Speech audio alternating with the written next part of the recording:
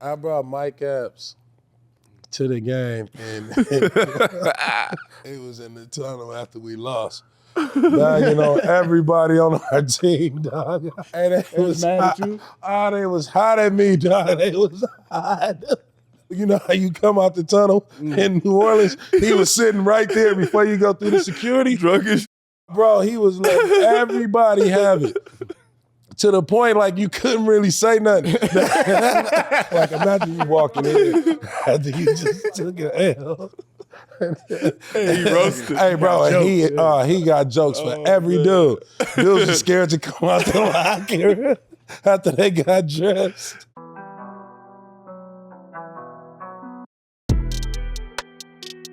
Welcome to Iman Amongst Men. We don't shy away from topics other people are too afraid to talk about. We go all the way there. Now let's get it. Hey, welcome to Iman Amongst Men. I'm Iman Shumper here with my big brother Ari. Ari, go on, give what's up to your people. What's going on, people? I'm Ari, and today we're joined by another very special guest. We got NBA vet, all-star, That's right. legendary point guard. Give it up and welcome to the show, Baron Davis. Let's go. Appreciate y'all, man. Come on. I would have named all your teams, but we'd have been here. Yeah. Man, for a We'd have minute, been here huh? for a little while. Well, it's only 5. My favorite. Oh, there's only 5. I thought there was like 7 or 8. Nah. He said, I think so. My favorite Baron is the Charlotte 5. Yeah, Charlotte. New Orleans, I had a really good year. I kept getting hurt in New Orleans. But New Orleans, I had a sick year. I know, he was going crazy. But that's Charlotte. Charlotte was crazy, bro. It was how bully it was. It was Charlotte too was bully. sick. Yeah, It was scary in Charlotte. We was gangstered up in Yeah. Charlotte. We had goons.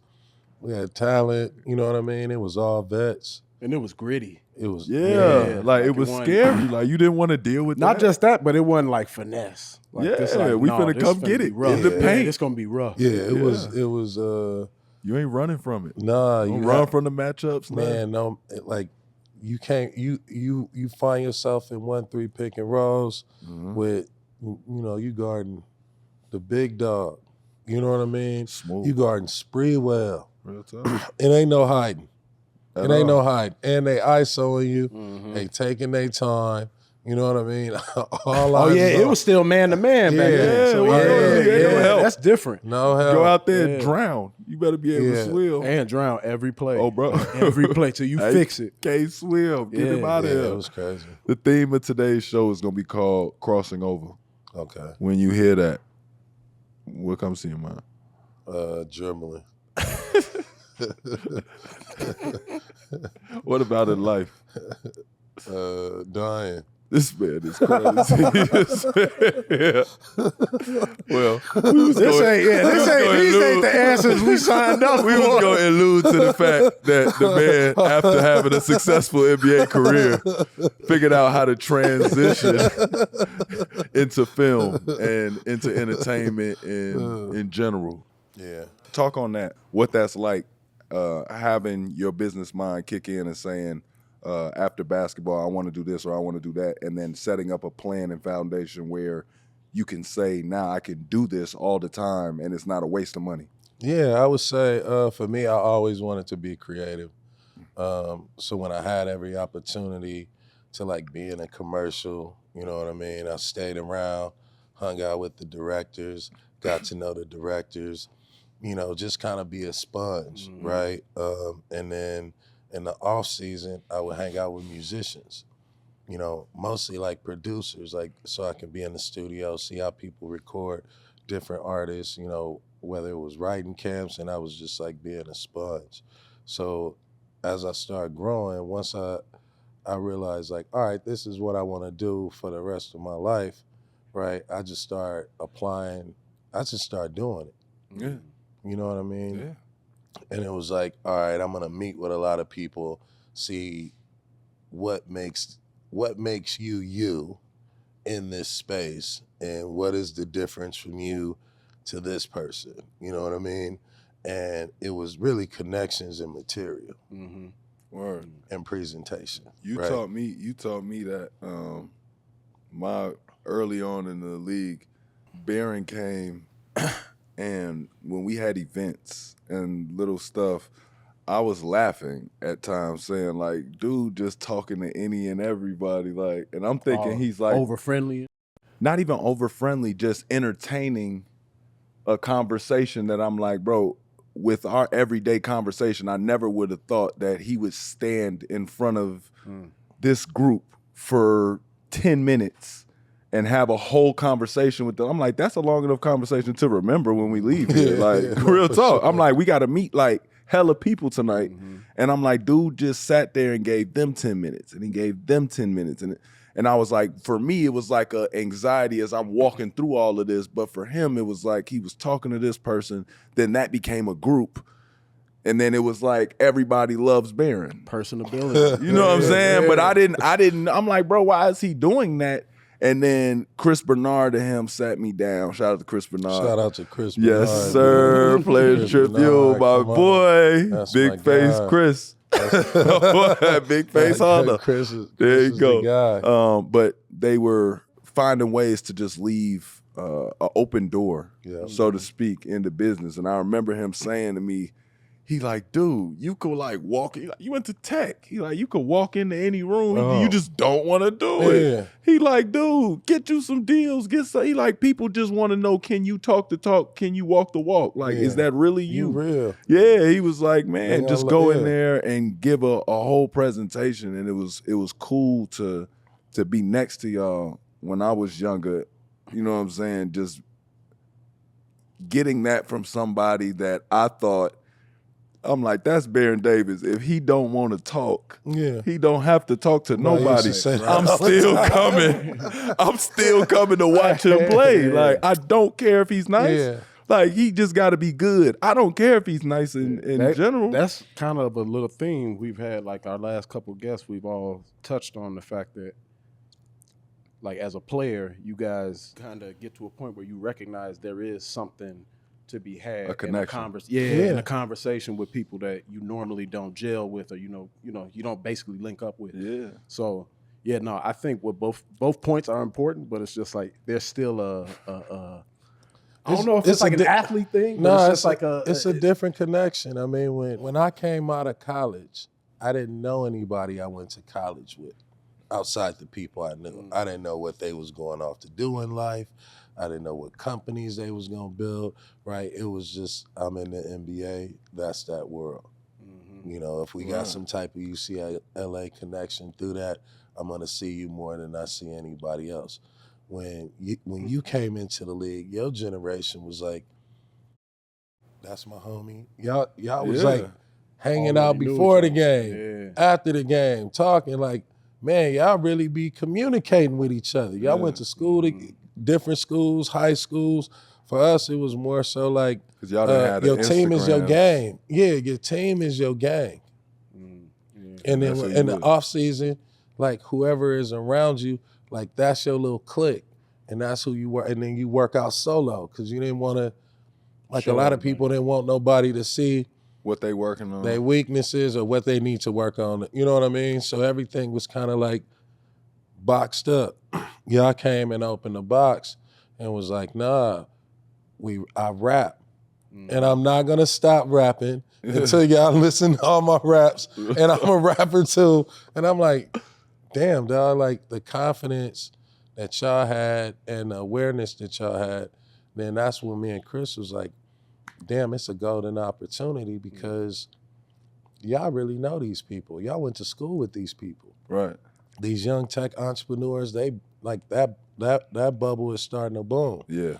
And so y'all got more of a community. And now you look at it now, the athlete interest is more about who they are, their brand, their portfolio, right? Who they want to be when they grow up. And they got a bigger, broader ecosystem of people to tap into. You know what I mean? And interests that can be met. So you can talk about so much other shit.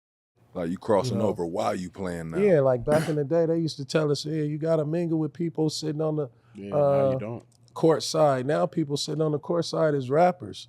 Them your homeboys. Yeah. You know what I mean? It wasn't rappers sitting court side like that when we was hooping. That's what. Yeah, you was from the different era. Wait a minute, it wasn't? Hell no. Was it? And Not even at that the was big David, games? yeah, that was David Stern era. Hey, Like, bro, yeah. look, I brought Mike Epps to the game, and hey, bro, I brought Mike Epps to the game in New Orleans. Hey, and he was in the tunnel after we lost, bagging on everybody on our team, dog. And they was mad at you? Oh, they was hot at me, dog. They was hot. Hey, Mike Epps was bagging on every dude. You know how you come out the tunnel in New Orleans? He was sitting right there before you go through the security. Bro, he was letting everybody have it. To the point, like, you couldn't really say nothing. That the security guards, you know what I mean? At the door, they like laughing and shit. And I'm standing right there with him, like, come on, bro. Like, he would not stop. And you know, dudes, like, imagine you walking in after you just took an L. He roasted. Hey, bro, and he got jokes for every dude. Dudes are scared to come out the locker after they got dressed. Oh my God. That's wild. It wasn't like that though. yeah. But Yeah, it wasn't like that. you couldn't have They like I know. rappers love hoop, but they wasn't at come the to game. Yeah, it was like you would see more people with suits open. Yeah, I you'll ain't get a gonna lie. Hollywood star. That's my favorite. You know That's what I my mean? favorite. It was a little fan, bit by the different way. in LA, but he's saying like for the whole For the whole league. Yeah, for it the wasn't whole like league. that. I love coming, especially in New York, because it was my first place I played. Like being at the Garden and You had it seeing good, bro. the front row So good. with everybody that had a tie that you could tell took their tie, loosened it up, and unbuttoned and came Yeah. straight from work Yeah. Yeah. to watch. It was crazy. It was just I loved seeing it because That I'm like, energy was crazy. yeah, it was just cool as hell to have that energy for the New York fans. They just I don't Shout know. out to New York. Yeah, Shout out to bro, the Reds. that being my first year was Y'all, so lit. y'all don't know, but the entrance, like the main entrance, when you walk through before, especially before y'all. Oh, I playoff used to go through there. Oh, you would go through there? We just did for the that shit all game. the Yeah, time. we used to do all that. That's Oh, like when we had well, the excuse niggas Hop me. up on Hey, bro. me. I was taking the train. Yeah, I we was taking the A train. all that. But it's that rubbing of the shoulders, like, because everybody's so close and they Nah, jamming, it's crazy. you're trying to get in, and It's then you crazy. see all the, like, just the hats, the jerseys, Yeah. the jackets It's that they cold. sell. It's a vibe. There Nah, you go. we used to Yeah. walk. They be we used to outside walk to the- scalping we used to tickets. walk It's to the lit. game Low right key, there. I'll watch the game right there. Like, that's Oh, how I with be the feeling. screens. Like, yeah, if they pull a screen out here, I don't really have to be They up do there. that in Toronto. Yeah, they do They it got now. that Yeah, outside. they do it now. They just Yeah. got the screens going. That's just cold. Yeah, I think that's good for fans too. Real like talk. to be a part of the action. More people. So should who do was that. your mentors growing up? Magic Johnson was one I looked up to just because, you know, he was accessible, you know what I mean, and approachable. And he just always gave me a lot of wisdom. And, you know, he just kept me close to him. Like, I can always go and sit with him and, like, watch him in his journey. How early Yeah, that's did you know him? From, I was 15. I played at UCLA. Okay. Yeah, that makes sense. I played at UCLA, man. I was going up there every year. At Every 15, day. you knew Magic Johnson? 16, 15. I was going on my junior year. And I would go up to UCLA every day, and they never let me play. You know, because it was just pros, or it would be high school recruits. You know, the top dude in LA, the top dude from Southern Cal. Everybody got a chance to hoop. And then, like, one day they needed me to hoop. Magic was up there. Oh, bro, I was going off. Oh, okay. He was like, I want you That's to go to dope. UCLA. I was like, okay. Like, they didn't recruit me, dog. Like, you want to tell him? I'm on. I was like, please go tell them that. Oh, bro. They not recruiting me. Totally so, yeah. get me in there. Damn, that's crazy. And that was your route. Yeah. Dog, he came, spoke at my camp, checked on my grandma. You know what I mean? Exactly. Who the f- gets Yeah. Magic Johnson Nah, I to do know, that? bro. Yeah, that's why I'm hella, you So know. he was like hella a mentor. privileged, He like hella a real humble. mentor. How you Yeah. don't talk about this enough? He used to. Yeah, I mean, who do I talk to? I'm talking about it now. Oh, okay. Jeez. Like, bro, I Yeah, never don't- knew that. The whole time Yeah. playing with you in New York, all the times we Yeah, talk, that, you like never Magic, told Magic me. is a person I always kind of idolize, and like from a business But it make perspective. even how you play and like Yeah, all that is like I'm from big LA. guard, like it's like It's all Magic. that's crazy. Yeah, Magic and Nick Van Exel. Call that nigga Urban or something. Because when he said and he playing like, I feel like he was talking like it's all magic, like magic, but. That's what it's supposed to be. No, That's not. the nickname I'm is. saying, but that's what I'm saying. Don't say it. You're not no magician to me. I like that shit You up. crazy. Don't do that. You see how he Bro, looking at me you- like, no big brother Hey, on the podcast, dog. Hey, ask Like, him what happened last time. what? Last time when he was coming back from his knee injury, he was dunking, he was feeling good. I said, bro, let's go to the gym. Was that Adam Sandler? Was Adam Sandler there that day? When we played at Santa Monica in the morning, remember we had to run? That was our remember the morning run? Was it? It was Memorial Park. I'm trying to think of who it was though. It wasn't Adam Sandler. You remember me though. You remember what I was doing. What happened? That was Steph Curry. He was shooting. He was shooting. He was shooting the shit out the ball Hey, you for know the how day. you like to play defense. Shooting shit out the ball for the day. Whoop-de-doo. How was it, bro? Whoop-de-doo. Yeah, I don't like that he named that to him. And then he went. I was like, all right, he started dunking. He set you up again because I see what you mean. Yeah, I see what you mean about the magic quote now. I see what you mean now. Oh my God. He was doing. They was bunny rapping me. It's like Magic and Nick Van Exel was like my mode. Like for Nick how, Van Exel is that. Shout out to Barron for mentioning Nick Van Exel. We've already said on the Nick show, Van but let's Exel. say it again. He don't get his flowers enough. Hey, bro, you gotta understand. I'm a kid in LA. Grow up Magic championships. Right. We get a drought. They draft Nick Van Exel. You know what I mean? We all young hoopers. He the point guard for the Lakers. That's after Sedell 3, right? Which I can't shoot like that. You know what I mean? Like I ain't shooting the ball. I don't play like that. Nick Van Exel came and turned it up. Real talk. We didn't want winning championships, but watching that dude, he was coming with the fake around the back, throw the ball to him.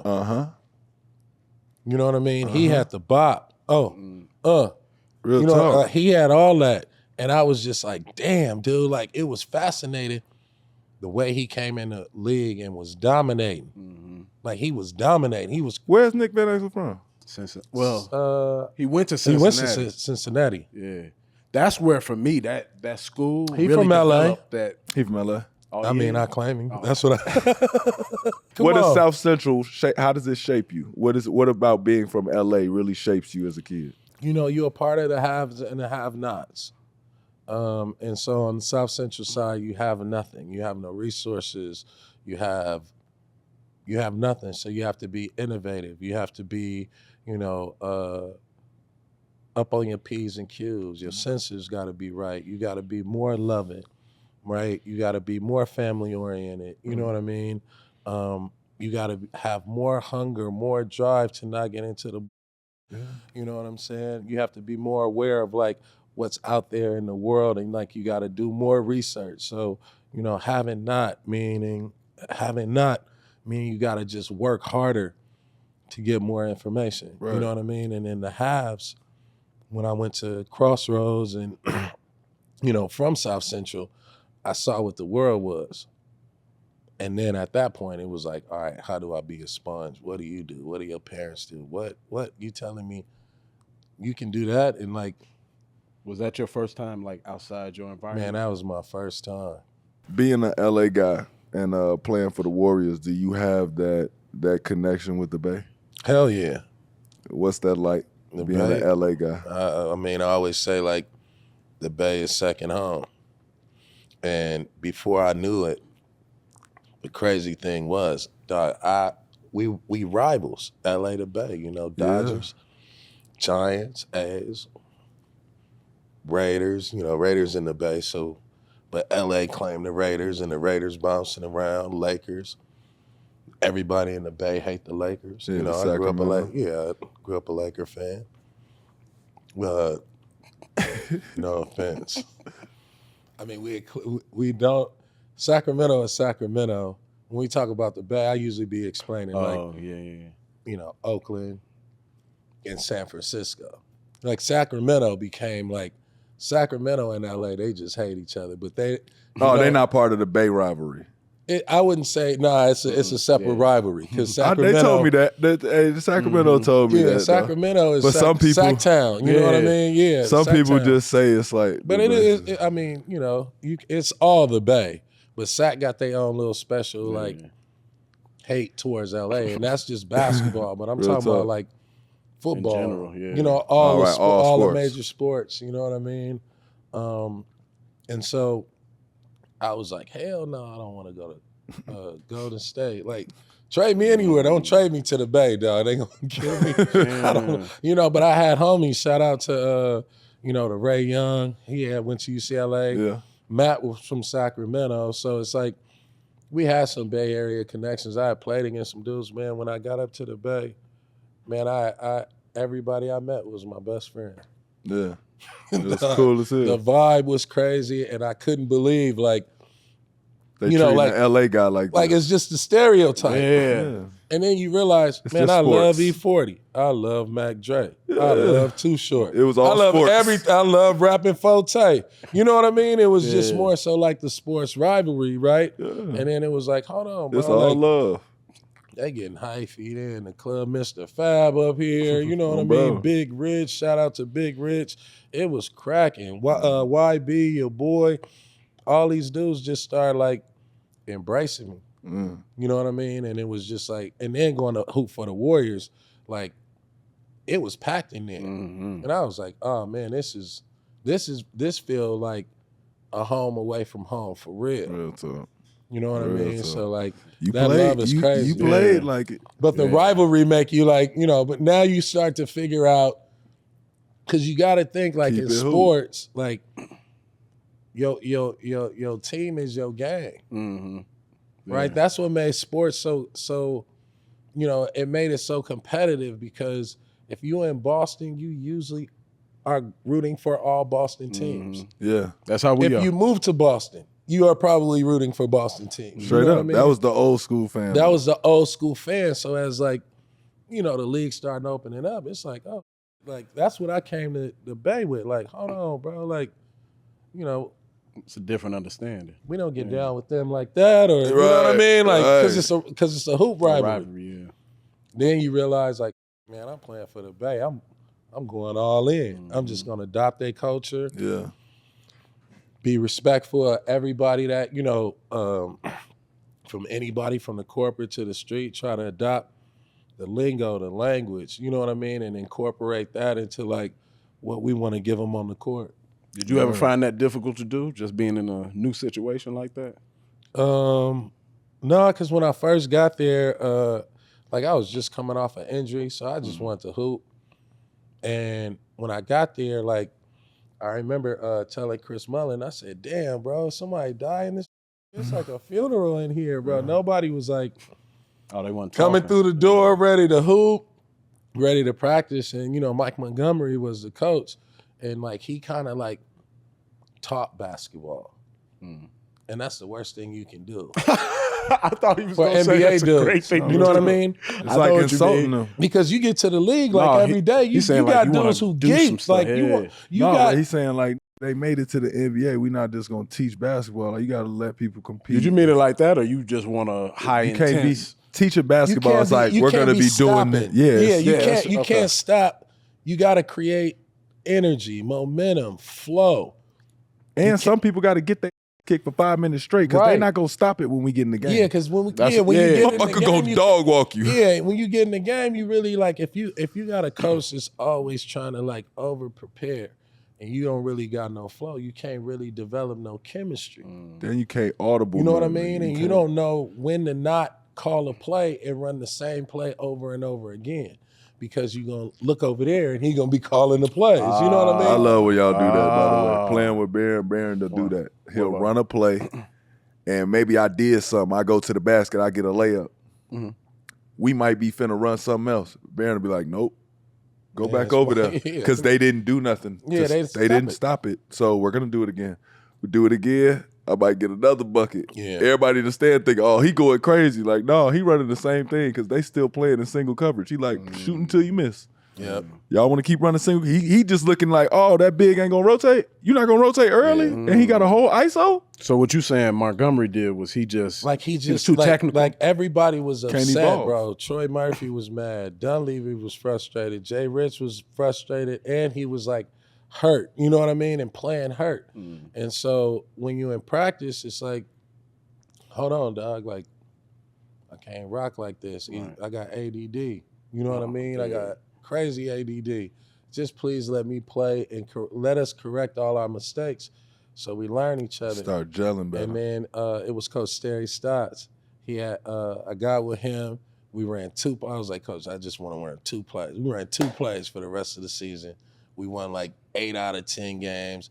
And then I was back-to-back player of the week, all because we ran like damn near 1-2 plays. That was it. We're going to run this play for Jay Rich. If Jay Rich ain't open, Troy Murphy, you open. If not, Mike Dunleavy. And we was balling. You know what I mean? And it was, but you couldn't go back to practice and be trying to teach. After that, once we start winning, it start, you know, when you win in the league, it feel good. Like you don't even feel like you practicing. You feel like you're going to get your work. Practice is more competitive.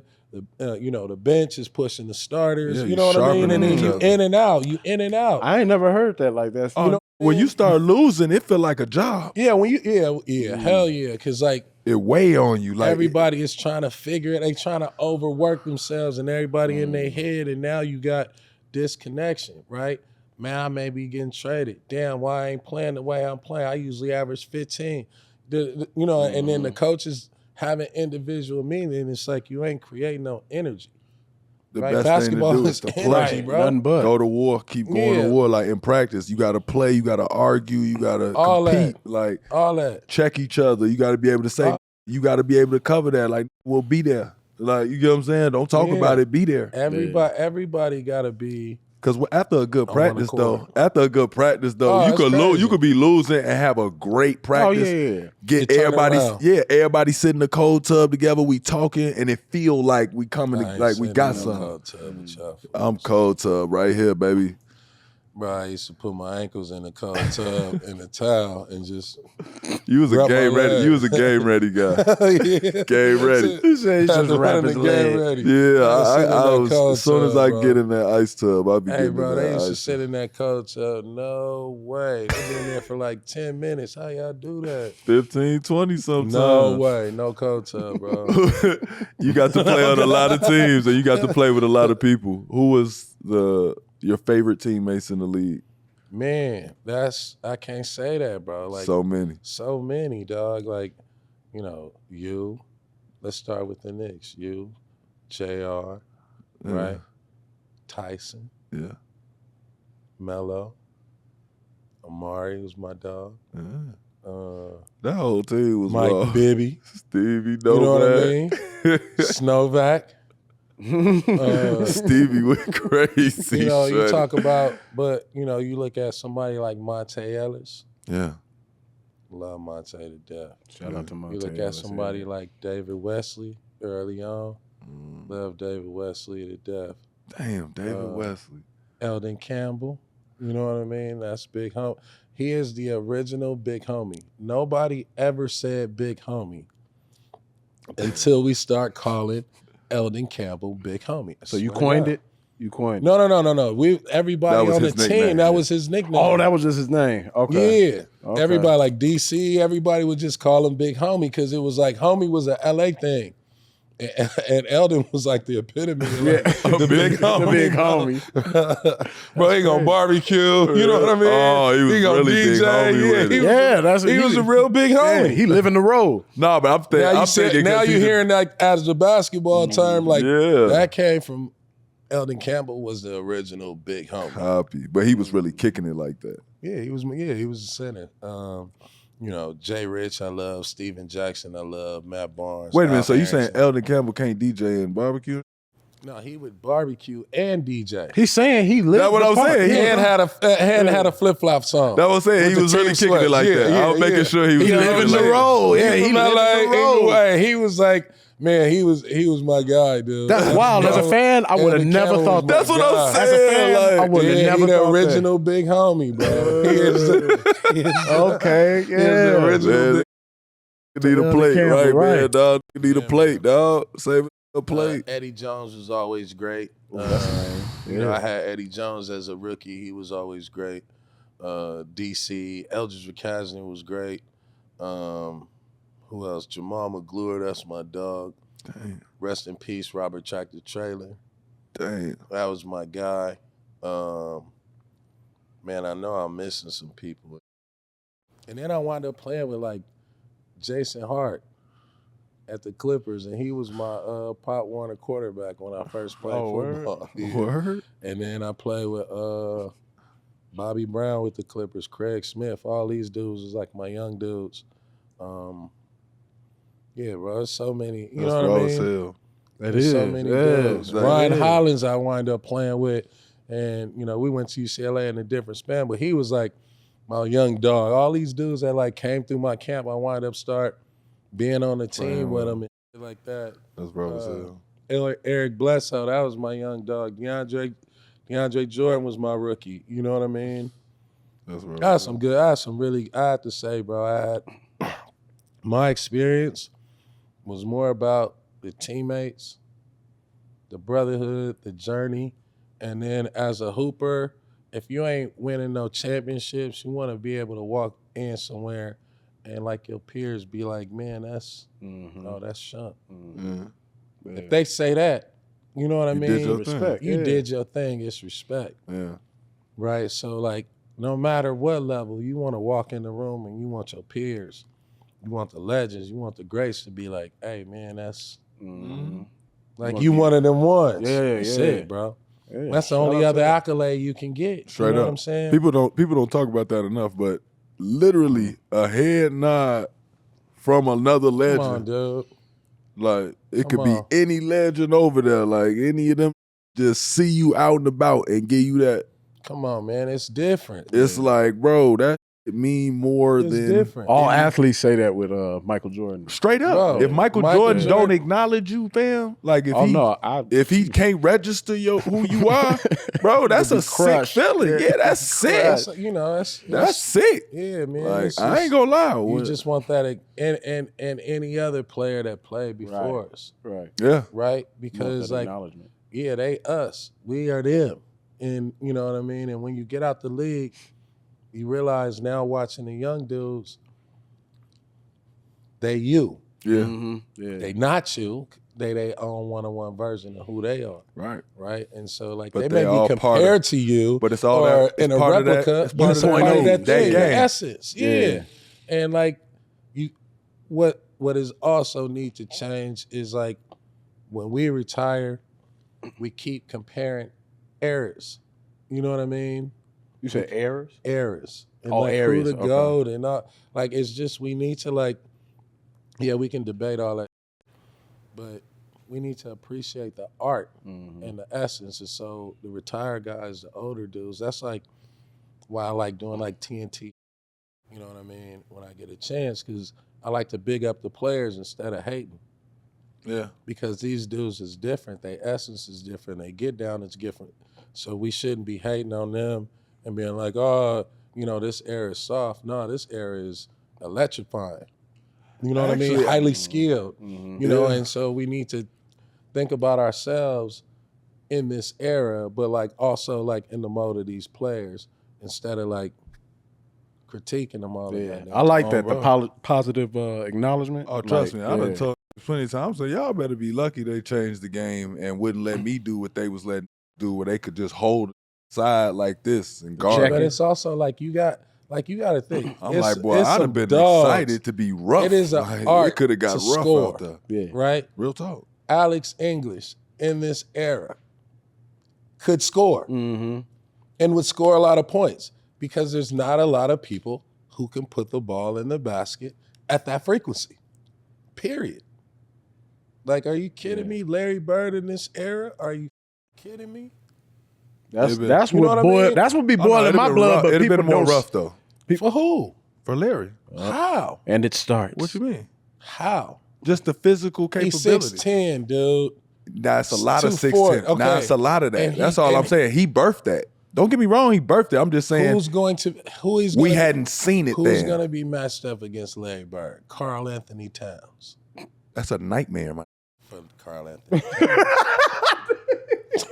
Because that dude can play basketball. Really play basketball. No, 100%. Really play basketball. 100%. Hey, bro, really play basketball. That's not what the question was. Hey, really play basketball, and he mean, and he like. Oh, he talking wild. Too. And he mean, and but he, I'm and saying, he what is he gonna do? Too. But what is he gonna do with KD? You feel what I'm saying? Yeah, KD is. What is he gonna do? What is KD gonna do with Bird? Bird is unguardable. I was just about to ask that. That's what I'm saying, bro. No, yeah, that's what I'm saying. I don't think I want to see. Bro, what you don't want to see that. I don't think I would, especially because Larry is again. Like mean. how mean. How many times? I know you said we supposed to stop doing how this. Many times in the history? Let it start. But think about it. Let's chill. How many times in the history of the game? It's happening. How many times in the eras of all the dope stars, when they match up, ain't nobody cracking each other like that. You know what I mean? For sure, saying it's even. You feel what I'm saying? It's way more even than you think. It's way more intense. And, you know, a Kobe Bron matchup, we wasn't getting many of those, but when we did get the matchup, it was like crazy. Yeah, crazy. These motherfuckers ain't going off and killing you. You know, like you couldn't determine. You just have to let them play the game. You have to love their style. Yeah. Right? And then with two juggernauts, like, who backing down? KD ain't backing down from nobody. Ain't nobody stopping KD from scoring. I get it. I'm just saying, like, ain't nobody stopping Larry Bird. This would have been way better than the that was guarding Larry Bird. No bro. way. I'm sliding my feet a lot better than that. No bro. way. Bro. I ain't gonna lie to you, look, bro. Man, look. I'm digging out that spin he had. You wear $1,000 shoes. That spin he had. Bro, you I'm wear $1,000 shoes. Y'all wear Larry, I'm digging that out. Even a lot of that Mike was doing. Like, Mike, I don't know why. No. I don't know why. All right, we're not gonna do this. This is what we about to. I love Mike. We about to stop this right there. What? Especially with him. Please stop. You would not take a shower in that shower. You would not wear a jock strap that was washed that was hand washed at somebody's apartment.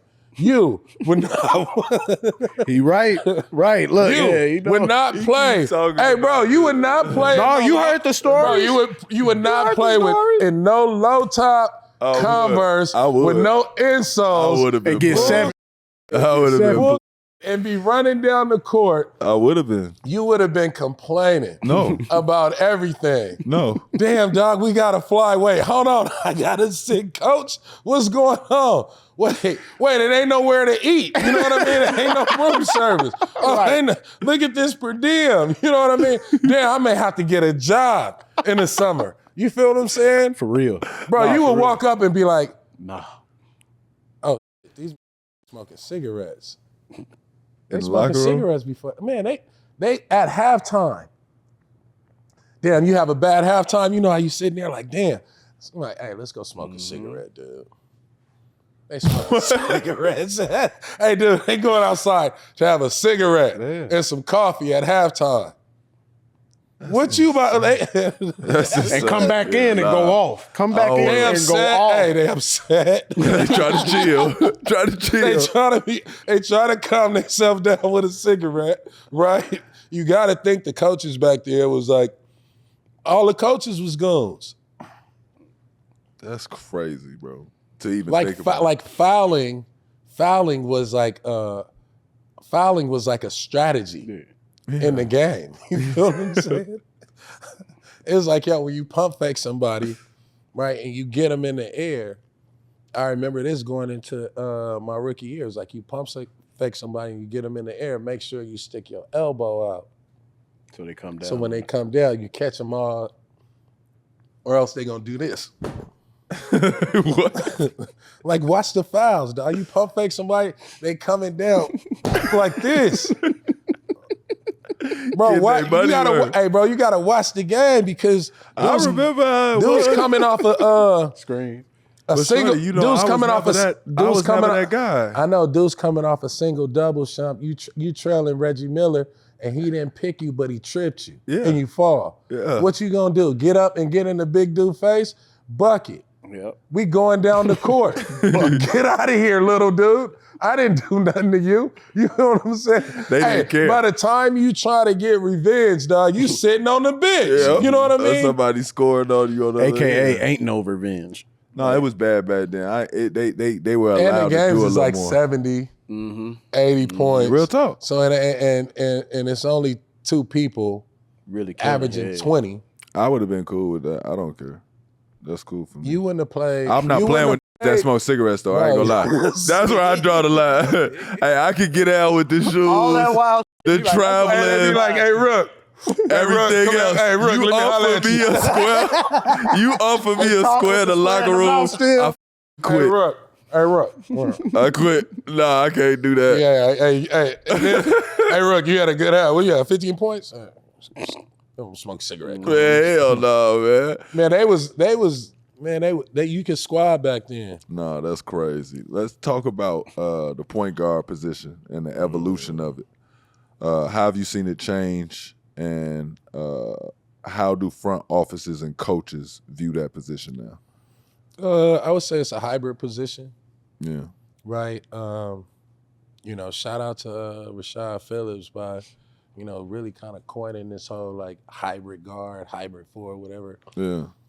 But it's a hybrid because you have to be able to shoot the ball from distance. You have to be able to be some type of offensive threat. And that was different. So you look at a lot of teams, the engine is the point guard because it's a lot of pick and rolls. Everybody play like the Phoenix Suns. Yeah. You know what I mean? So the point guard is like the conductor, right? And so you need that conductor to be able to score and also initiate. But if that conductor can score, you don't really need him to be much of a playmaker. You just need to be a scoring point guard because at the frequency of the game, he's just putting a lot of pressure on the defense from distance or he can get to the rim, right? So now you look at point guards, they either shoot deep or they get to the rim. Yeah. Rarely do you see them like Even kill, where they got everything. like play the field. You know what I mean? Like they do play everything. the field. Jason, a la Jason Kidd. A la I'll Jason. shoot the 3. I'm gonna drive it. I'm gonna Jason get Kidd my can do guards everything. involved. I'm gonna do the pick and roll pocket pass, but everything on your defense got to be working. Y'all better have good second help. Like he gonna trigger everything in your defense. But you don't require that from your point guard now. You don't. You know what I mean? You just want your point guard to go out and get buckets. Get buckets, make plays. Get buckets, make plays. Right? Playmakers. Because now you got 6'8" dudes that can also play make. You know what I mean? Or play the pick and roll point guard position. You got 4s and 5s that shooting 3s. So the point guard position is still the most important because that's going to cause the first mismatch. So when you look at Steph Curry come down, he already at an advantage because he's the greatest point guard to play. Ooh, that's your take. Yeah, It's just the way as far as like when he comes across half court, he is a threat Immediately. immediately. It changes your whole defense immediately. yes. You have to pick him up, which means y'all can't even get good communication for a ball screen. I ain't So gonna you lie. gotta go through the history of bothers point me. guards and say what point guard came across half court and you immediately had to pick him up. No, but there was plenty of point guards that you had to back the up You have- because you yeah, couldn't so- because you can't let him Right. get to the bucket. Totally. But he can get to the bucket too. So But he's the also other person he's couldn't shoot that good. Yeah. Got you. You know what I mean? But So- I think he can get to the bucket from shooting.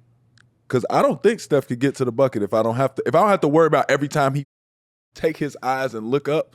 Like I don't Steph is a hard guard Steph because look up a little bit. he knows gotta how to go get for his it, shot yeah. off. You better get Right, up so there. like, On anybody, How too. many point guards in the history of basketball can break a dude down and get their shot off? Real talk. In any, You know what I any mean? instance. Every time. Yeah. In any instance. Every time. For sure. Like back in the day, you had to have a move or you had to have like a spot that you get to. You know what I mean? Or, you know, you somebody like Rod Strickland who is just unguardable, or Nick Van Exel who can get anywhere. Those dudes are very, very rare. Yeah, they're the exception. This dude can do that when he crosses half court. Straight up. Without a lot of effort. Without any effort. You know what I mean? And so when you think of, that's why I said it. So when you think about him, he's the first mismatch. 1-5 pick and roll, what are you gonna do? Exactly.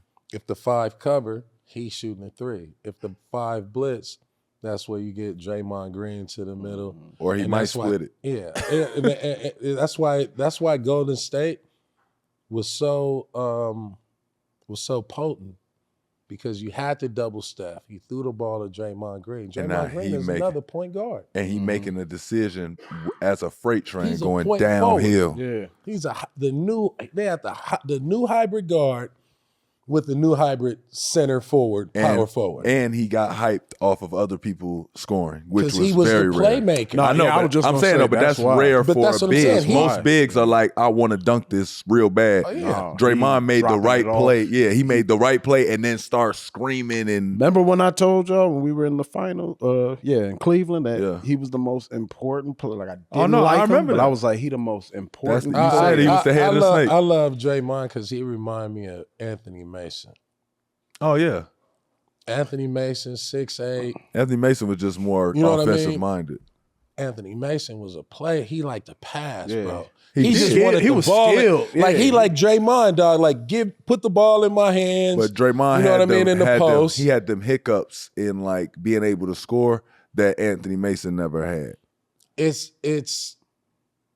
Anthony Mason was Anthony Mason. He will send y'all into a timeout. But he was way more skilled. Draymond really isn't like skilled. He was. I don't think Draymond just didn't like scoring. He's very skilled. No. I'm saying, but not as skilled as like an Anthony Mason. You don't see Draymond dropping off the. Remember that pass he did in the All-Star game? That bounce pass. I don't know, bro. Draymond be passing that ball. But you think he could do that? Like you think he could do what? I think he might have had some nicer highlights. But if you go look at the history of Draymond passing, he's not only. I'm not saying he's not only just passing. He's not only passing to Steph. Yes, he's passing in rhythm. Draymond People Green don't have to take bad steps. Like he's putting it on the money. Of the hybrid forward. Before Golden State, there was no. Back in our days, not even C Webb, and he don't stay still. He's a tweener. Yeah. Who? Right? If he played, he's not a 3 and he's not a 4. If he played on that Sacramento team, he would have had to play the 2, the 3. You know what I mean? Yeah. He would have had to play the 2, the 3, and come in as a defender. When they made their run, he created this new mode of how do our centers? Who do we put him on? Who do we put? Who do we put on? He can guard the center. Now the center, if he plays center, right now they fast. That's the mismatch, right? Steph comes across half court. Already mismatch. Whatever decision you make. Either Steph is going to beat you or Draymond is going to beat you on the back end. And Clay's not going to miss if you leave that corner. And so now open. you got. We're not even going to mention that. Now you got a 3-on-2. Yeah. Right? And Draymond Green is making the decisions. I like his decision making. You know what I mean? Yeah. And that's why I say it remind me of Anthony Mason. Got you. Because you like Anthony Mason's decision making because he wanted to share. No matter how big he looked. And it was quick. With Anthony Mason, it was always like but that. But Draymond, I ain't gonna lie, he get on. Oh no, it's fast. Yeah. It's fast. Like he won for a reason. Yeah, back, especially back when they was winning. Like the way he pushed the ball, it was like he is not supposed to be that fast. Yeah, like you it's just different. On paper, you just like, okay, he gonna bring it up. Yeah. But you think it's gonna be like Jokic bringing it up, and it's not. It's a real motor behind it. It's vicious. It's a big difference if your center or your power forward can push the break straight up or bring the ball up and have the same understanding and cadence as an old school point guard. And it gives your point guard to show his other gifts, which that can get very scary. And to take the pressure off. Right. Well, it's just like now you got your playmaker that usually play back to the basket out on the perimeter. So you now took your shot blocker away from the rim. Now you don't even need a pick and roll. And if he throwing it to somebody in transit that is usually somebody that's making the decision, that's where you get that second pass and that lob that comes. It just get crazy. The back-breaking play. Talk about the psychology of injuries. We both people that had the experience. It's humbling. I would say that you never get back to where you thought you would be. You're a stronger version of yourself when you get back, but you're not the version of yourself that you thought you would be. And then at that point, you have to start making concessions. And so there's a reality check with your injury, with your ability. Not so much, and then that will dictate how your game changes, right? And so everybody deal with injuries. You know what I mean? I think it's a lonely journey, right? It's a lot of self-reflection. It's a lot of self-motivation. It's a lot of self-curing and healing, and you have to do all of the things to like stay connected, even though like when you hurt, you feel the most disconnected. No, I seen it. You know what I mean? Yeah, seen it when he was hurt. But That's where the hot top came from. My disconnect. But why is it like such a struggle to like basically recognize the fact that, like, I know how athletes talk about it all the time, but what is it that makes it to where it's like, man, I want to come back out and be who I was a year ago, but I know I can't. Because everybody it's here your know I favorite. can't. It's your favorite part. Right, but it's like you're with yourself all day. So I'll explain it for you. Like for me, in basketball, I got two favorite parts. I like the part at the end where the two best players basically got to go at each other as far as on the sides of the ball. I like the part where Michael Jordan used to dribble at the end, and we know he's going to take the last shot. But I also like the person that sits on the other side. A lot of people don't remember who people hit the shot over or who they dunked on. I always know the person. So I'm like very particular about, well, at least he didn't run from the moment. So I like that moment because we also don't talk about all the time somebody shot and they missed and who was guarding them. I see that. You know what I'm saying? No, I mean, we notice it, but I'm saying, like, what is it that I coin it? So I'm saying that's my first favorite part of the game. My second favorite part of the game is my ability to hit the floor on either leg and know you can't outjump me. I could have a bad, this could have all went terrible, but if I can get to my launch pad, you lose. That's my cheat code in basketball. Well, coming out of college, that was my cheat code. They all knew if he gets 2 feet right there, let him go. In practice, people would literally let me go because they're like, I'm not doing this with him every day. Like, he's young, he's 21, and he just want to fly 40 inches into the air. I can't do nothing but foul the man. Right. Let him dunk that. But I'm saying coming from like When you tear your ACL, yeah. I tear my ACL now, that's gone. But that's my childhood thing. So you have to recognize in your mind the reality, like he's saying, you have to say, I physically can't do that. But then you have to now look at yourself and say, what am I going to enjoy as much as that about basketball? That's what I mean. Like, how do you decide how to basically change your game? Fall in love with something else. That was for me. For me, it was right. But is it that like going in and just trying new? Is that going in and changing your workout completely and playing with other guys and guys that went through injuries, having that conversation with you and saying, "Man, I had to do this." Like, people don't realize Kyrie Irving is not that version of himself he is now until that turf toe comes.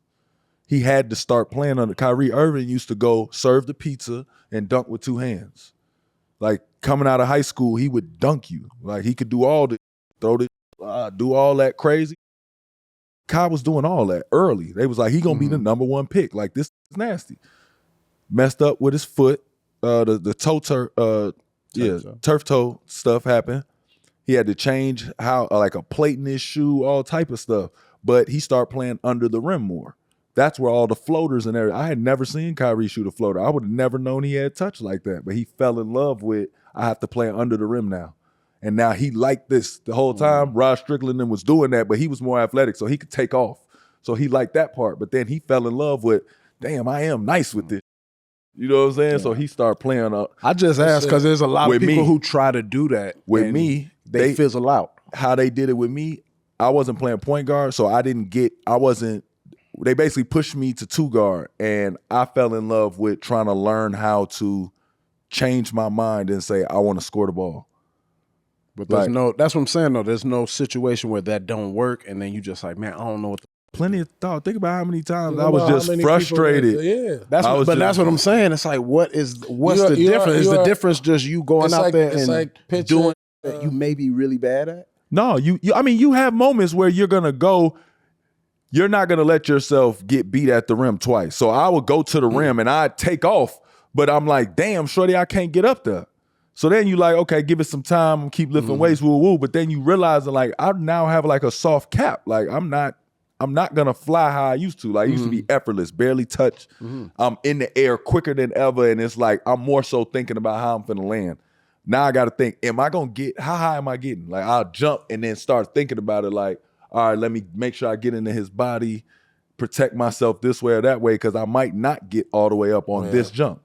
It's like a science. Real right? talk. And then you have like Baron that'll finally come over to you like, dog, stop doing that. Like we need the bucket. Right. So then you be like, man, pull the floater out. But you have to make that in your mind. Like that has to be a decision. That's what I'm saying. Like, prior to the game. What if they just say that and then you're like, yo, I ain't got that. It's like trial and error, right? Real talk. Figure out something that works, and then you got to stick to it. You can't go out there and try and do everything. That's what I had to learn. They had to be like, Chump, I know you got all that you want to do, but we need you to come out here, get a right hand bucket, get a left hand bucket, but do it all from the same spot so we know how you play. Like, let me know how to help you. But if you just, sometimes you dribbling, sometimes you want to oop, sometimes you want it on target. He like, bro, how do you want to play? You know what I'm saying? Like, if we get on a breakaway, we'll do it. And you start realizing, okay, I'm not finna be that young that's just dunking everything no more. Like now I have to pull up. Like sometimes, unless I got a running start and I know I can get up and dunk this, let me make sure I'm more in a mood to stop right here, pull up, knock this off the glass real quick, but don't use another dribble because my boy just gave me a pass, so I'm going to get him his assist. You know what I'm saying? I'm going to just take one quick dribble, knock this down real quick, but you start learning, bro, I'm not finna go somewhere where I can get a flat tire. You know what I'm saying? Like, it is a hard adjustment, though. It's a hard adjustment. Think about it like this. You are a shell of yourself, and you have to figure out what type of shell you are. So it's like carbon copies, right? Mm-hmm. So the original copy, like no injuries, could jump, run, do whatever, and you were never thinking about getting injured.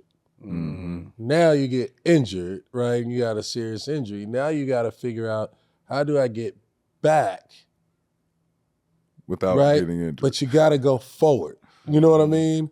And so you can be as athletic or whatnot. Like when I tore my ACL, I had to learn how to start really jumping off 2 feet, to be a 2-foot jumper, because I was afraid to take off on one, because putting too much when pressure I took off on one, I didn't know how to land. You know what I mean? So jumping off 2, I knew I could jump. That's what I meant. It's like, you know what I mean? Technicalities. So it's a science, right?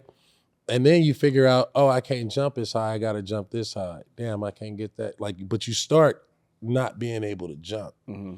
And so when you come into that new carbon copy of yourself, you were probably doing more shooting when you couldn't jump, or handling the ball more. So you more comfortable. Doing more dribbling. You know what I mean? So your handles are better because you could only walk, you couldn't run, right? And so sometimes injuries make the player better. I became better. You're just not as athletic. Mm-hmm. And then that is a matter of, okay, nobody could guard me, can out-jump me, outrun. Now you're a carbon copy of that, and now, 10% of the league can. You get injured again, 20% of the league. You know what I mean? And so now you have to figure out, like, damn, I'm not faster than nobody. You know what I mean? I don't jump higher than everybody. What is my right hand, left hand layup? What am I going to bring to the team to be able to do that. Then you start making concessions and start figuring out how to mold yourself into a valuable basketball player. Right. Because everybody come in, or everybody come out of high school, or you know what I mean, college, and you see these dudes like, damn, man, they was killing in college. Why can't they kill in the league? They can't play. It's a lot of people. I be telling people that all the time. There's people that play basketball, and there's people that got game. You don't got game until I can come watch you play, and I kind of know what you gonna do. It's just I know can't nobody stop it. Yeah. I'm literally just coming to see, can somebody stop it? I know what he's finna do though. Most of the time, it's crazy. Most of the time, all our favorite players, They got one move. that's how it is. Or just not just one move, but it's like you know what they're gonna do. It's just you can't stop it. It's people nothing you do can have do one around it. move. No, I'm talking about but like great players, especially the ones that you You'll talking do. about. You'll do. Other No. But I'm saying like players that he's talking about who actually had to stop what they was doing before, probably hella athletic, and people actually liked their game in the beginning. All of that got taken away, and then they had to reinvent themselves. Like Kobe. Kobe did it. Like he wasn't nearly as athletic later in his career, but I loved him better just because it was so methodical. It was so like to the point, and you knew what he was gonna do. You just can't do nothing about it. Like I told people all the time, people was like, man, I liked when you was in New York. And I'm like, y'all liked my recklessness. But I'm like, I didn't know how to make a hook pass. You remember when y'all had to teach me how to do that? I couldn't make the hook pass for the back. I couldn't read pick and roll. If I wasn't throwing it straight to my big, I couldn't read it that good because I just didn't understand. Reading it, you mean like knowing that it's happening? Coming off the pick and roll and knowing, okay, he's showing. I need to turn my jets on and try and get around his hip to create a mismatch. Okay. The only person that could stop the mismatch is the tag man. If I see the tag man impede my big's progress, I need to throw this blind pass to the back or the guy that's in the corner. So that's a hook pass. They would make it blindly. Right. I couldn't make it until I tore my ACL. I sat there doing my rehab, Baron rehab with me, and that's what we went to work on. Like my ability to watch film with him and sit down and be like, he like, dog, Chris Paul's not like, he like, Shump, look right here. You see this? I think it was CP did something, and I was like, yeah, man, I hate when that, I don't even know how to do that no look. Like that was some lucky. He like, no, dog. He knows. Yeah, he knows. He knew that man was there that whole time. Yeah. He like that. All he doing is turning, seeing that's who he guarding, and he just remembering he in that corner. He looking at the bottom of the court and just throwing it to the corner. He don't have to think that much. He just done that so many times. It's just you get what I'm saying. That's where everybody's not gonna Everything understand. slows down. I was just gonna say that's clearly what y'all saying is the game is just slowing down. It's A lot of people will see a version. It's a science. Man. Yeah, It's a science. I'm Once like, even though I was probably more athletic and more exciting in New York, I'm like, my Cleveland version of myself would have played my younger self and buses. Like he would have had no chance, and he's way more athletic. Yeah, just because it's like I didn't know. Like I'm just playing off of I'm stronger than Just you, off I'm talent. faster than you. It's a lockout year. Y'all tired. I'm not. Like, you know what I'm saying? I was hitting the wall totally different. Like my errors is happening when I'm in the hotel room. I can't remember what room number I'm in because I'm just like, damn, I ain't never had to remember room numbers at this level. Like we had a game every day. Like I was like, damn, I'm late to a meeting because the time's off, the time zone changed, and I'm just tweaking. Like I'll have them errors. But once we on the court, I'm like, they hitting the wall of physical fatigue because they've got 8 years, 9 years, couple injuries. I'm like, I ain't had none of that. So I was beating people off of talent. Yeah, talent and health. Like there you go. Real talk. I was beating on health my lockout year sometime where it's just like physically his body can't handle it because he got years of it. Came off an injury. I have no history of nothing. I'm just running through walls. Certain vets, it's like they gotta shut them down. Like it's like they can't play all game. I wasn't learning at a fast rate my rookie year because it might be some that I'm doing wrong, but I'm so athletic, I made up for it, and now I'm never gonna He know learn. about that, yeah. But they like trying to tell me like, bro, don't do that. That's not gonna work. And then we get in the game, and I done stole it from D Wade, and they like, wait, what? They like, I just told this not to reach, but he stole it. Like, but he fast enough to do it. But then it was like once I got hurt, now I gotta really know how to be like, okay, you can't steal that. Right. You know what I'm saying? You don't have that extra, you reach and you could move your hand quick enough and slide and make it back. Yeah, that's all gone. Now you learning timing, you watching more film, you know his move before he do it. You know what I'm saying? The concession. Straight up, the concession. There you go, the concession. The concession. Yeah, concessions. Where you go, coach? And I'm ready to coach. I think I'm gonna start being ready to coach. Oh yeah. I'm gonna start with the kids. If they want to give me a college job or an NBA job, That's what I said. and I seen JJ Redick, I may have to make some more appearances on this just podcast. walking right in. God damn. But you I mean, like, God damn. Yeah, you know, he walked right in. I mean, shout out to JJ Redick. You know what I mean? For getting it done. I was watching the podcast too. I love him as a host. As a host of the Analyst. podcast, Yeah, analyst. He did a great Analyst, that's job. what it is. He did a great job as an analyst. So I'm excited to see. I think, you know, that should pave the way for more people like myself who are looking to get into coaching or may want to get into coaching or Real talk. may want to get into team management. It's you know, cool to- and it's the cool to- podcast is cool so you can talk.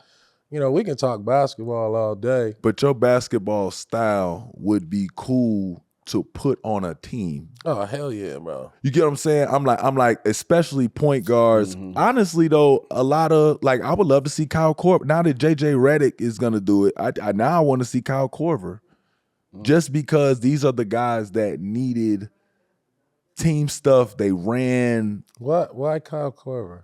Is he coaching? No, Is he doing a podcast? no. Kyle Korver don't bother a soul, but he's a shooter. That is- JJ Redick was okay, a got it. shooter. Just his- The it's- Oh, you want to system- see yeah. what he could do. What he if they could gave do. him the key. because it's like how the way he look at the game. their way of looking. We've always seen coaches like it's a point guard, so it's like seeing That Mark traditional. Jackson do that to Steph Curry Yeah, then was yeah. cool. Like it's Yeah. like okay, but You that's look how at he Jason played. Kidd in the finals. That's you know how what he I mean? played. You get what I'm saying? The coach from Boston, he I would love to see how your team plays, knowing that you was an aggressive PG. Like you probably gonna want an aggressive. Everybody else wanted a 2-guard out of him, but you like, nope, he's definitely playing point. Yeah. This guy's gonna play, and this is how we play. This is what we live with. This is what we die with. You know what I'm saying? Like I would love to see what Kyle Korver lives and dies with, because it's not gonna be the same as what I could Iman probably would. guess it would be. What it would be. It might be They a trade. shooting it. They He shooting might it not down your respect. throat. He might be the coach that don't respect nobody shooting because they ain't him. Doubt it, but could Doubt be. it. He said, Yeah, doubt it, but could be. You know what I'm It'd be saying? Like he interesting to got see. numbers. Yeah. It'd be interesting to see like what JJ Redick bring. Yeah. You know, I'm excited. You think that's gonna like set a precedent or like set the bar for him? I do hope it gets a lot more black players to get into the. I hope it. That's what. Yeah, I think that's the positive. There's but some beautiful I just don't want it basketball to turn minds. out so bad to where now people are going to be scared to do this again. That's Oh, the right. thing. I don't want that to be this. Well, yeah, I think that's people why will play I'm- for JJ though. I'm hoping- Mine's will I play. hope they They'll do. play hard. Yeah. They'll play hard for JJ You Redick. just as a coach, man, you got it. It ain't even about you. Right. It ain't about your X's and O's. You know what I mean? It's about getting the team to all think and be on one accord. Yeah, and get the most. You know out what I of it. mean? And if you can get the most out of the best players on your team, then everybody else would know who the best players are. Mm-hmm. And if you can push the best players, right, then everybody else should kind of fall in line, Yeah. right? And you can start tweaking lineups. But like you want, you know, I would say if you're coaching, you want people to realize their full potential, their full talent in the system that you provide for the best players. Yeah. You know what I mean? Have you ever Yeah. seen, you know, a player have an incredible year or be, you know, MVP or whatnot and have a hell of a run and then come back, get a new coach, and then you like, damn, what happened? Yeah. That happen more times than not. It happens all the time. They just be in the wrong system. You know what I mean? Because like, and that's what the league is, man. Like when you think about, there's so many variables. Right. You gotta go to the right team, Right with the system. right system, with the right players to complement your game, with the right opportunity for you to grow, learn, to get to a point where you are the man on the team. Mm-hmm. That is a very slim chance of that happening for everybody who comes into the league. every number one pick. Think about it. Like, you know what I it's mean? too many And so players. like, it's just so many different variables, right? And, you know, to factor all that stuff in, it's like, it's just hard to like, to do it. And it's then hard to get there, right? Yeah, It's hard to get there. And now you gotta have the patience to get there. You gotta have the wherewithal to get there. Now it's all on you. But you may fall in a situation that ain't your ideal situation. What's up? And none of these players complement your game. And this system don't complement your game. And this coach don't with your game. Now guess what you gotta do? Make concessions. To figure out how you're gonna be on this team. Right, You know right. what I'm saying? Yeah, that's real. You Like, gonna make shout out to what's your Rafer product Alston. I say, Yeah, like, okay. when you know Rafer Alston, Skip to my Lou. Those are two different players. You're right. Straight up. That's a perfect feel me? comparison. Yeah, we should have let off with that. Rafer Alston, an incredible NBA point guard, great career. Skip to my Lou, something way different. Yeah. And Complete freedom. Yeah. Park, you know what I mean? Do Young, whatever he wants. yeah. It's his park. You don't want to see Skip to my Lou in Skip to my Lou land. What's up? You know what I mean? Straight up. But you know Rafer Alston, and you can scout and prep, and you know what I mean? You know what he's gonna do, how much time, what he's gonna bring to the table. So you know what to expect in the NBA. Right. And so you gotta look at every NBA player like that. Like there's the NBA version of their name, and then there's the Yeah. Who got him there? And so how do you figure out how to like Merge them. mm-hmm. Everybody can't do It's it. hard to coach that. Yeah. But that's the tough part about being a coach is like you have to take on the responsibility of making Mold it. make Yeah, him you find gotta that. mold him. Yeah. You gotta make him find that. You gotta have patience though. You gotta have patience with people, man. Cause like people, we're human. We go through our own, you know, mental things. Which the If you're fans not don't know playing about. with the fans don't know. The fans don't know a lot. You know, they know a lot. They know a lot of information, but they don't really understand like all the things that go into just making decisions. Word. You know what I mean? Let's transition into business. Be a GM for a business and explain to people how do you build a team in that sense when you're trying to build a business and launch it. It depends on the business you're building, right? I would say, you know, you got to have good partners, right? So if you are the GM, you got to think of yourself as having a good cabinet. Who's the assistant GM just in case you're sick, right? Who can carry out the things that you need and be your information, your database.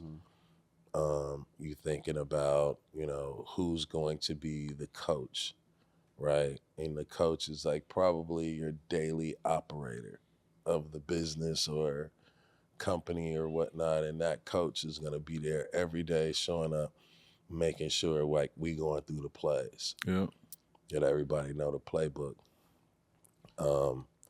And then I would say, you know, you need someone on your team that can help take what is being built and tell that into a story. So marketing, you know what I mean? Yeah. You know, you got your marketing and your branding person, but when you're building this team, like everybody has to communicate, right, together.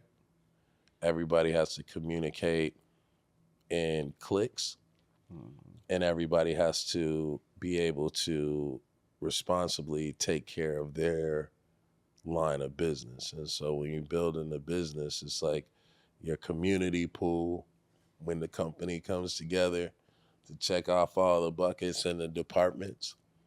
Then the smaller departments that are close to each other and offices are close to each other, they click up to figure out how to move, you know, the path forward. Right. And then you have the people on the outside that's bringing visibility, you know what I mean? And so, you know, you need that coach, you know, you need that team trainer, right? When you're thinking about building a business, because you want your employees sharp, you want them to be able to, you know, be in shape for whatever it is, whether you're building tech, whether you're delivering product, right? And then shape means the intelligence of what the information, right? So mind, body, and soul. And then you need that dedication, right? Can you build something? Can you incentivize people? Can you collaborate with your employees? Can you offer them opportunities? Can you also see where they want, like their vision too? How right? long would you say it takes to build a foundation? 5 years. 5 years for a foundation of something? Yeah, I think, at 5 years, you'll know if you have something or not. And then you should either do something else or... Well, you should, or make some pivot. decisions. There's gonna be some decisions. There's gonna be some decisions. If you can get to 5 years, then you actually have something, and then at that 5-year mark, you can know how much more scaling that you have to do, or where you have to pivot, or who to bring in to help, grow the business. You know what I mean? Or stabilize the business. Yeah. But it takes you 5 years to actually go through to figure out, how all the departments and how like what you're building is really gonna have stickiness and confidence for yourself, but also whatever you put out in the market. Yeah, most people, I think, I don't even know if they could stay in some 5 years that's not already successful. And you would think when you see other people's businesses that they're doing it and under that, but if you're saying, what makes it a 5-year mark? I was just throwing a number, like just an average, somewhere between 3 to 5 years. You'll know if you have a viable business, but it should be that aha moment. That's the first 2 years, like you're trying to get your MVP off. You're trying to get either customers in the door. You know what I mean? You usually give yourself, when you start a business, about 18 months, 24 months of runway, right? So the first 2 or 3 years is learning, discovery, growing. You know what I mean? At that point, you should have all the data and the information to be able to sell to whatever you built over those 3 years. And profit most of the time. The first 3 years, you're not going to make no money. It's going to be hard to make. And to make it as big as your idea. Some companies are around for 20 years and don't make profit, but they generate enough revenue, to at least pay their balance staff. to balance it out. But did you experience any gatekeeping in the business world? Hell yeah. I mean, in what way? You get ideas stolen, or you get plans executed, you know what I mean, without your discretion. You don't get credit on things. I think in business there is, you just got to go through the right gates, right? Because there are people who've been in the league for 20, 25 years, right? Who never got that max deal, you know what I mean? And was probably always a part of the team, but was sitting on the bench or, was the towel person, and you come along with something great and they have the access, they got 25 years of history to go execute on, copy your idea. So I think, and then there's also there's a good boys club of investors and entrepreneurs. You watch it a lot because you see companies get funded, right? You see people raise money, and I experience a lot when I deal with entrepreneurs. It's it's hard to raise money because the people who have the funds ain't gonna fund, a lot of these companies because their funds was just geared towards funding whoever gave them the money to follow. You know what I mean? So it's a lot of that. It's a lot of clicks. It's a lot of, it's a lot of naysayer. It's a lot of people saying. How'd you handle it when it came your way? Just like anything else. Just anything else. Just move to. I'm cool. You're like, I can generate something else. Yeah, I can go over your head.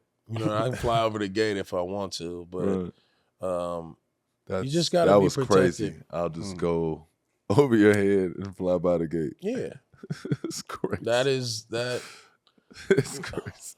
That's really all you really can do. Yeah. That's all you can do, man. Because it's you know, I don't like the middleman. Yeah. You know what I mean? I think, and in our space, there's so many businesses that's middlemen built off being middlemen. You know what I mean? And like the middle layer of communication between, you know, talent's faith, brand faith, or you know what I mean? Like the faith in each other is always, whether it's an agent, businessman, you know, like connector, this branding part is always like, so it's always like this middle. Everybody got to have a motive. It'd be so, the middleman would benefit so much better, right? If the transparency happened between the two people that can get the deal done. Yeah. So that's why, you know, I like connectors. I don't like middle people because, you know, there's a lot of people out here brokering both sides. You know what I mean? And that's where you need that chemistry. Yeah.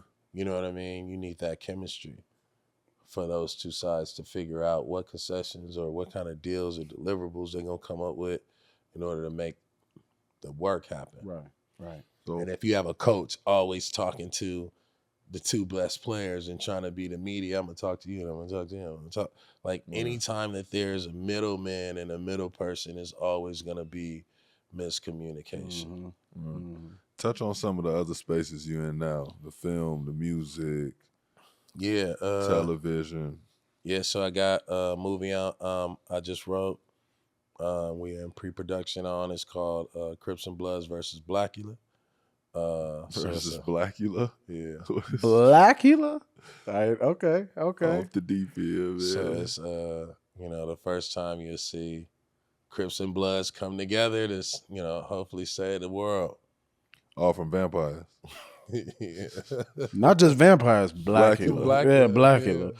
Yeah. Man, get this on it. You still What's in the thing? pre-production. Yeah, what's the why is he Blackula instead of Dracula? Well, it's You never black seen vampires. Blackula? You never seen Black? Oh, just a black vampire. Okay. But it's like a thing. Blackula was made in the 60s, was right? Yeah, Blackula was a blaxploitation movie. Yeah. Or I wouldn't say blaxploitation, but it happened during that era. Copy. And I was just Mm-hmm. fascinated by it. Then, you know, Eddie Murphy did Vampire in Brooklyn, so he was a black vampire. So it's kind of like the Blackula is like a I black don't remember Dracula. Blade. Blade was the first person I ever seen bite blood. Yeah, you got to go see Blackula. He ain't gonna like the original. He gotta just see. I'll watch yours. Brooklyn. Yeah, I'll watch yours. He ain't gonna watch the original. I'll watch yours. So there's a long. I'm not watching lineage nothing from the of 60s. vampires, basically, of Dracula type vampires. I don't even know much about Dracula. Dracula is just. It's a crazy story. You should read up. Yeah, you should read up. Like up a family story, and so the lineage of this guy, he's just trying to change the narrative.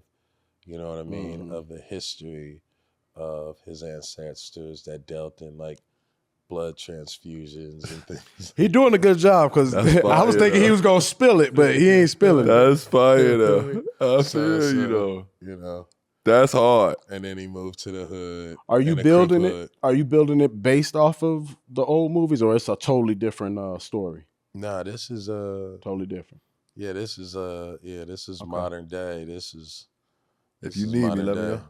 I definitely got a role for you, Killer. If you need me, let me know. I definitely got a role. Is he biting people or is he gonna get bit? Oh man, I can't tell you all that. Okay, I mean, that's fine. He gonna get bit, y'all. Funny. It's gonna be funny, and people gonna jump. It's it's like a horror comedy, like more thrillerish. But it also has like a good story. A good story, but it has a message to it. I like that. Like who cloned Tyrone? Yeah. I love you that. saw that? I'm surprised you saw that. Tyrone was fire. Yeah. No, I'm just surprised because he don't be watching. I'm surprised. See how they do me, man. Okay, and then I dropped the album, Still Cut, with my character Bart Oatmeal. Shout out to Shub, man. Big Bart. I had to make it. I made a character Bart Oatmeal, so I can start making music, producing, rapping, DJing. And so I just dropped the album, Still Cut, Bart Oatmeal. Still Cut, yeah. My mom was on the first drop. You know what I mean? We had a song, and the producer, he started acting, he started acting like he was goddamn Dr. Dre. So I had to take the song down. So now, bro, we gotta go and record some more music without them that dude's beats. I just had a producer do the same to me. Oh my God! I was like, bro, no. What, he big time? Now the music. Said now I'm learning the 75. He music wants game. 75,000. I can't use his okay, beats. big I time. said, Yeah, I'm if you gonna don't use get your that- beats, bro. That's cool. I'm They still sell taking beats the words I wrote. $50 Yeah, on bro. websites. You Dope tripping? beats. You can go buy a dope beat. And take their tag $50. off. Are you kidding me? He said take the tag off. Straight yeah, up, no shorty. watermark. Give me the craziest movie set you've been on. I would say I was on the set of Old Boy. It wasn't like craziest, meaning like set design wise. Yeah, or like just- maybe you had the most fun there. Like I just know being in LA, Whatever you had stands out access. most, Yeah, yeah. we ain't. I'll put it like this for you. Growing up, I ain't never seen Yeah, no I mean set. for me, I'm fascinated by all of it. Like when I did I Like did the movie with Seth Rogen. When I did that movie, it was a Christmas movie. They shot it in New Oh York. yeah, he was. In I was there for 2 days, and I had speaking roles. I was like the quarterback. I played like not the quarterback, but I played a dude on the football team. Anthony Mackie, you know what I mean? That was the Christmas party. Yeah, that was crazy. Yeah. Like they had all these like, you know, the way they set design was crazy. straight up. But I remember, bro, like, you know, cause I'm sitting on set for 2 days. Yeah. And you can't go nowhere. And I'm in New York. And I'm like, yo, if they don't call me to set, I'm about to get a car, go to the city. They're like, you can't leave, you can't. Oh, bro. Bro, I was walking around the 2 blocks in Brooklyn. I don't know the names of the blocks, but 2 days straight, yo. Oh, staying close for cause. Yeah, you Two got days. to. I said, you I got to. cannot sit in this trailer, bro. I'm gonna freak out. Oh, you better than me. I'll be in that. Hey, you call me, I will knock out. I'll take me a nice I can't long. go to sleep. If I don't do nothing for long enough, I'm I going to can't sleep. go to sleep. ADHD. I was Oh, on yeah. I was on the set of Old Boy, Spike Lee's movie with who was that? Josh Brolin. Oh, you was on that one? That's crazy. When it was a crazy scene. You knew about that beforehand, like before being up there, right? The What? old movie. Yeah. I saw the Okay, original. okay. But But That like movie to crazy. see somebody like that, you know what I mean? Like in a like a real like him and Spike in a moment, it was like that was super intense. That was super intense to watch. That was pretty dope. I don't know. What other movies? I was in Joyride, so that was fun. right.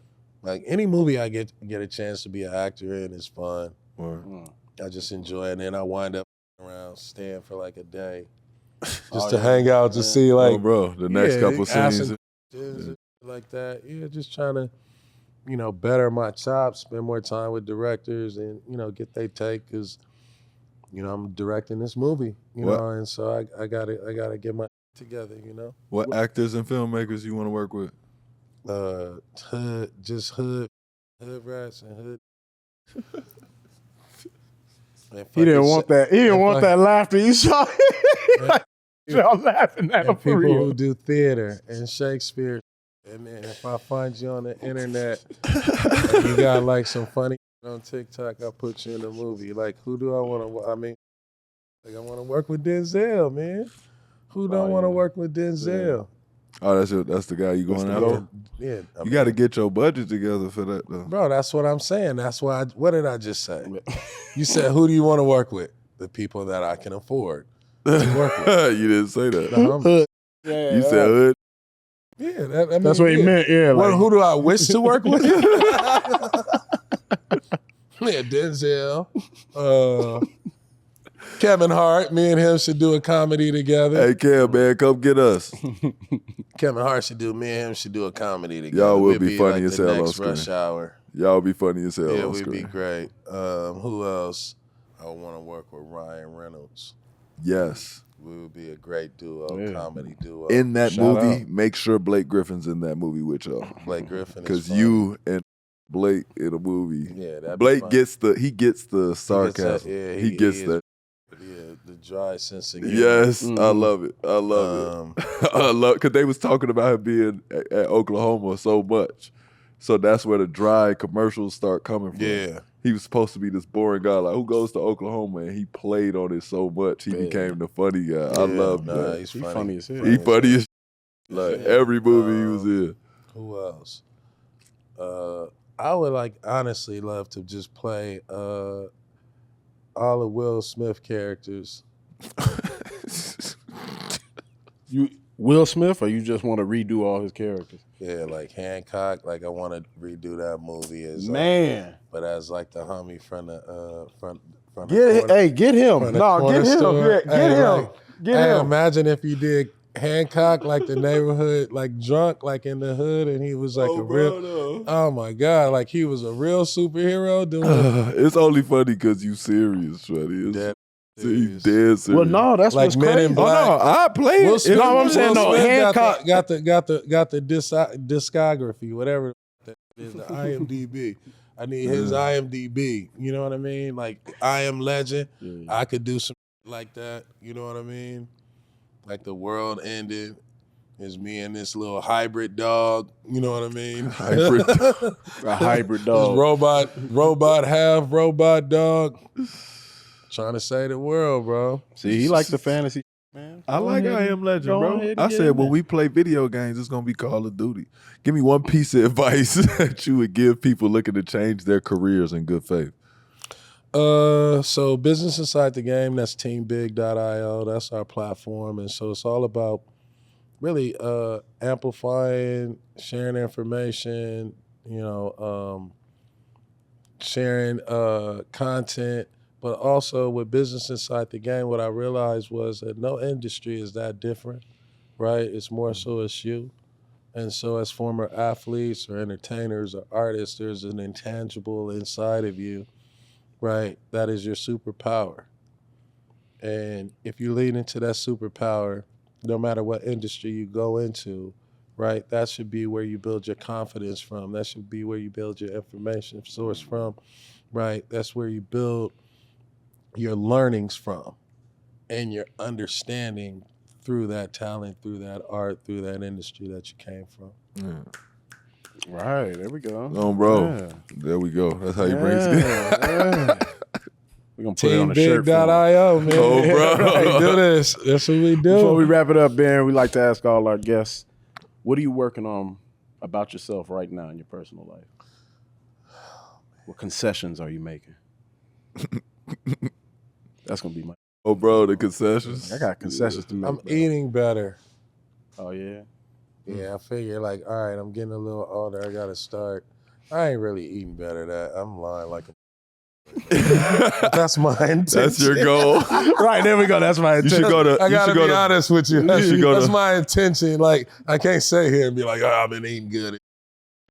Something look dead in my stomach. That's lying. My intentions. Hey man, come on, y'all. Chill, Hey, you bro. should go to Burger Guys.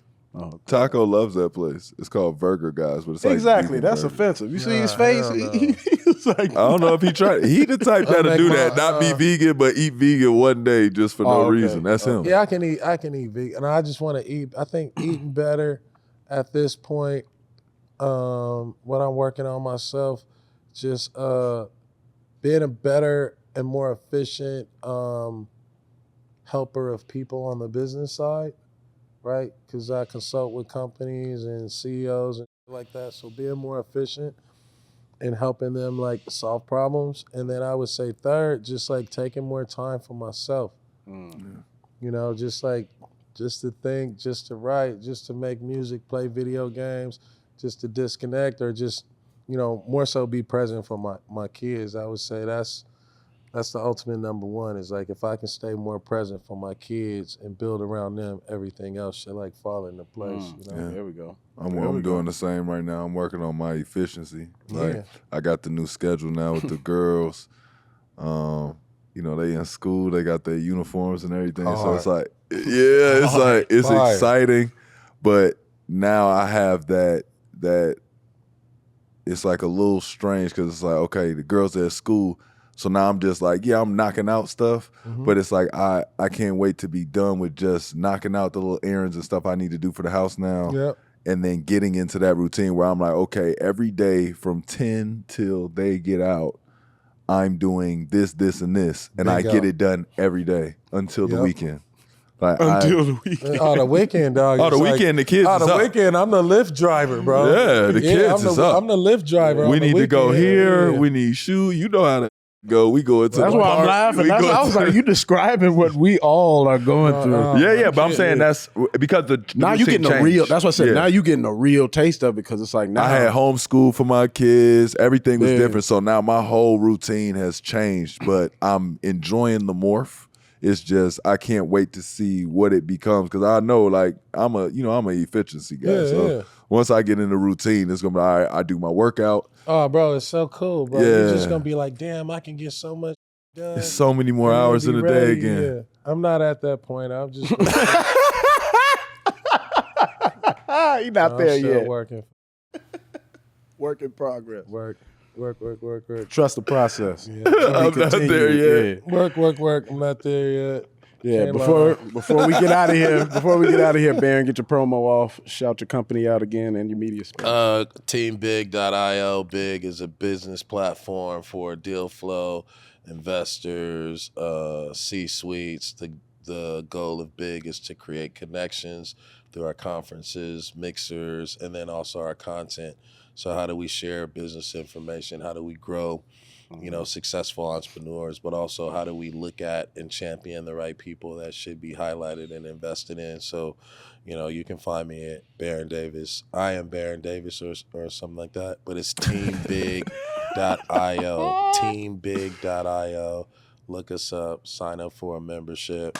We live, baby. Word. Talk about your streaming service real quick too. Oh, Slick. So Sports, Lifestyle, and Culture will be dropping and building our streaming platform. So it's for athletes, sports, lifestyle, and culture. So it's the vibe, it's the culture, it's the energy. We're trying to build a one-stop shop where you can see all it. We can all be, Connected. doing what we're supposed to be doing. Word. So on every platform, are you different or is it Baron Davis? I am Baron Davis on every platform? Or Yeah, Baron Davis on every platform. Slick, SLIC on all platforms. And then I think it's Big Summit on Instagram. But it's teambig.io. You can sign up for a membership. It's like a mobile Soho house. You get to pop up at events, and we do all this kind of Mobile Soho House. Yeah. I like the sound of that. I like Soho House. Can't take I was just pictures gonna of me say while that. I'm in there. Can't talk to me. That got your ears. Yeah, you up. like love that, it. I love places where it's just like I could be yourself. left alone. Yeah. Just I like to just turn it off every once in a while. He Just- like for people to know who he is, but can't approach him. Uh-huh. No. not- Know that's who I what- am. yeah, No. there you go. Know who I am to get us through the door. But after that, forget me. Yeah. That's what I just said. That's Like exactly forget what I it. said. Just yeah. know me to get in. Though. I know. Yeah. That's it. that's I smart. just want my face to work for just scan. Just boom, I don't have to It's wait him. in line. All right. thank you. Exactly. Now I don't exist. I'm lame. I'm tall. Whatever you want me to But be. you'll sign an autograph, take a picture, just No. be like, I told you. No. You know what I mean?